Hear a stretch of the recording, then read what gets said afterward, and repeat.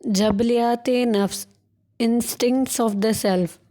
نفس انسان کی ہزاروں جبلتیں، خصلتیں ہیں، ان سب کی پہچان کسی کے بس کی بات نہیں، پھر بھی ان سے تعارف بے پناہ فائدہ سے ہرگز محروم نہ ہوگا۔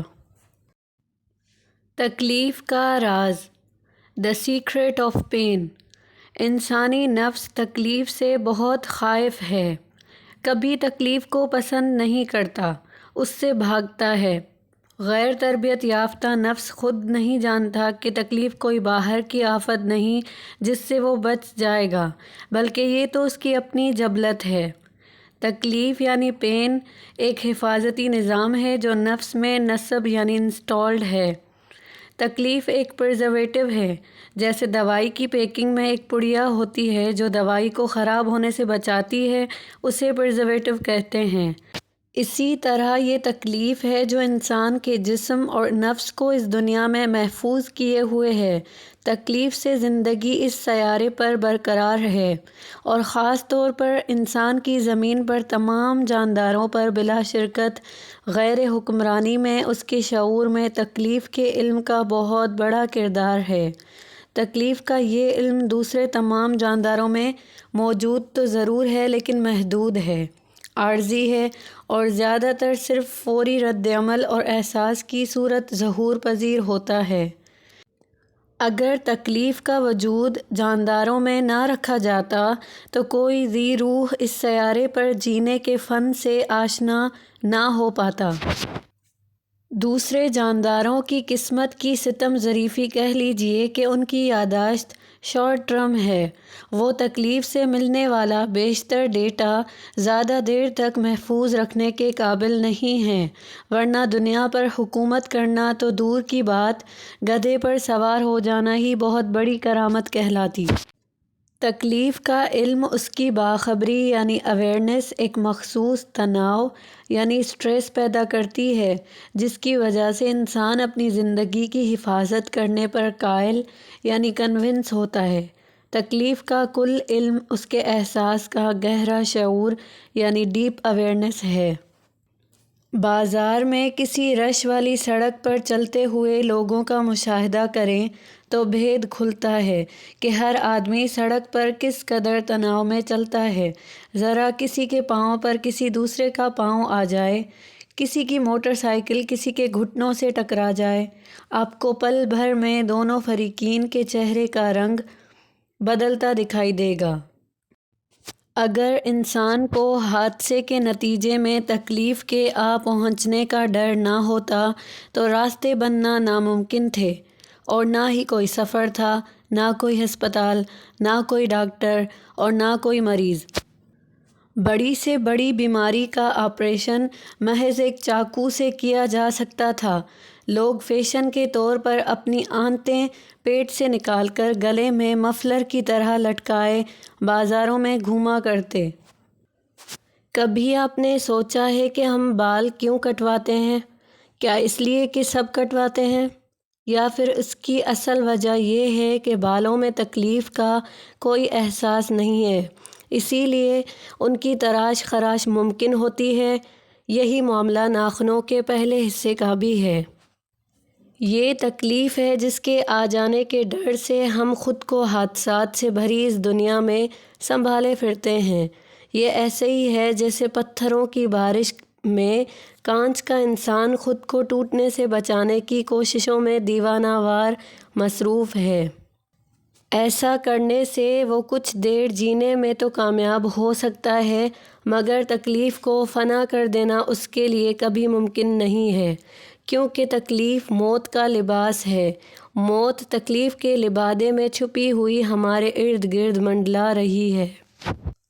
تنہائی میں اپنا جائزہ لیں کہ کسی تکلیف کے آ جانے پر آپ اس کا سامنا کیسے کرتے ہیں۔ How do you attend your pain؟ کچھ لوگ ایسے ہوتے ہیں جو سر میں معمولی سا درد ہوتے ہی ڈاکٹر کو بھاگ نکلتے ہیں۔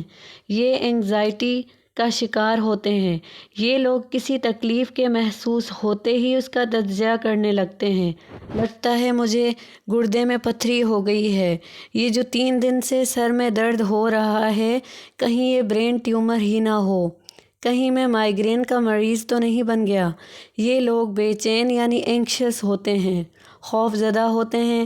ذرا سی تکلیف پر گولیاں پھانکنے، انجیکشن لگوانے اور اینٹی بایوٹک کورس شروع کر دینے والے ہوں، یا معمولی تکلیف کو کسی بڑی بیماری کا آغاز سمجھنے والے، یہ سب بے چین یعنی اینکشس ہوتے ہیں۔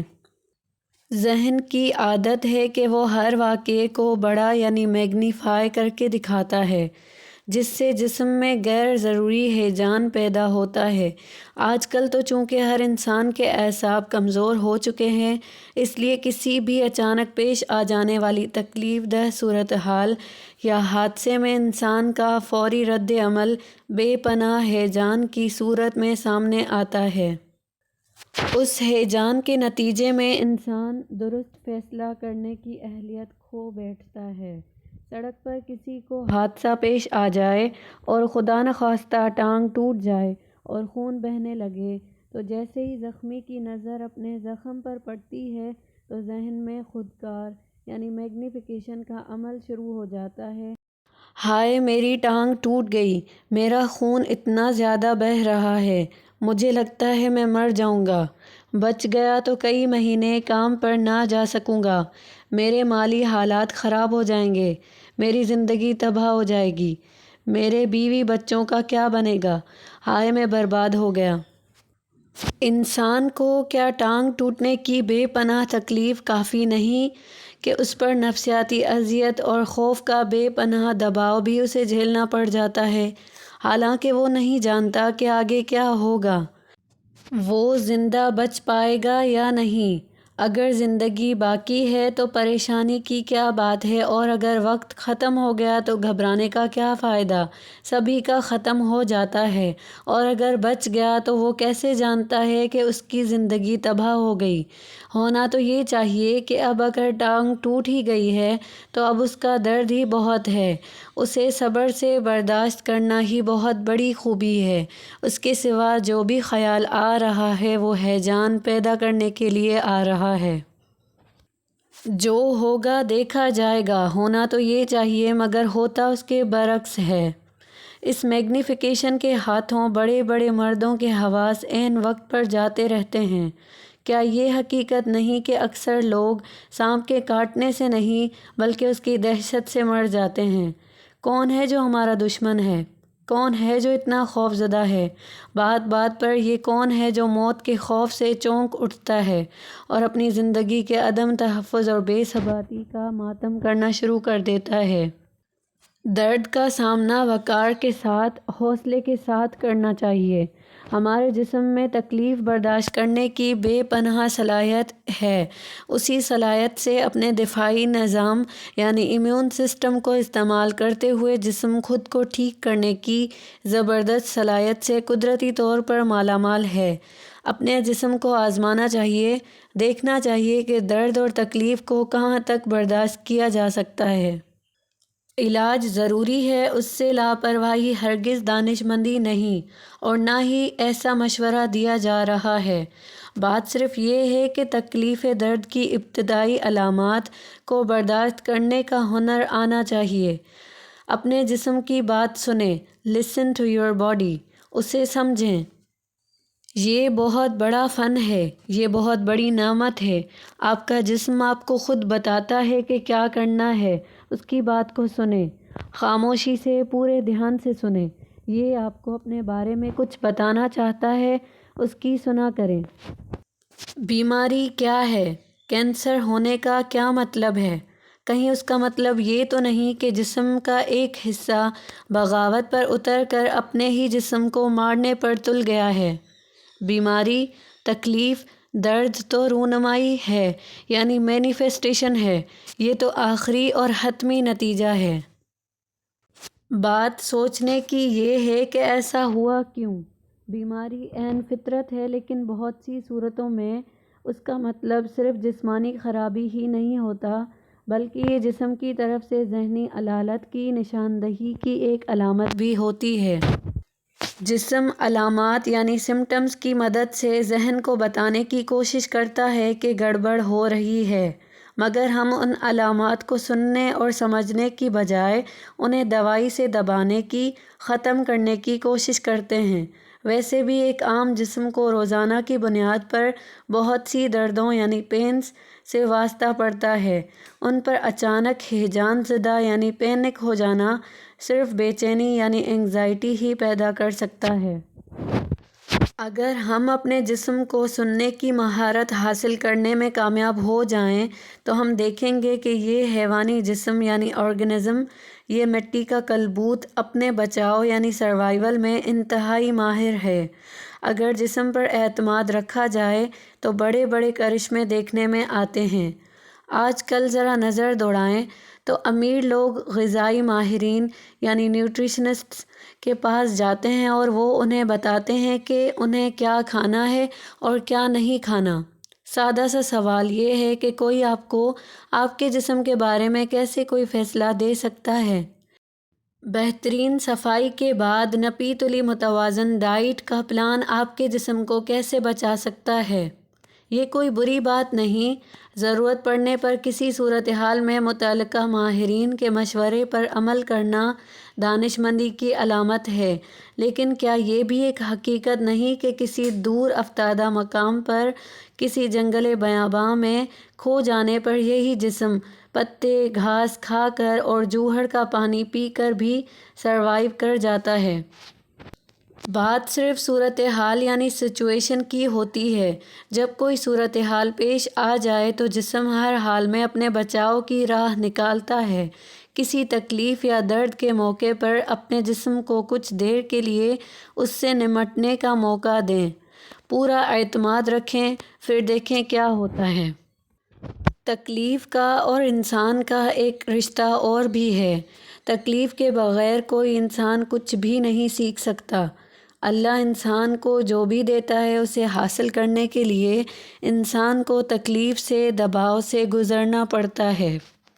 بچے کی پیدائش ایک دن میں ناممکن ہے، بطن مادر میں اتنی گنجائش ہی نہیں۔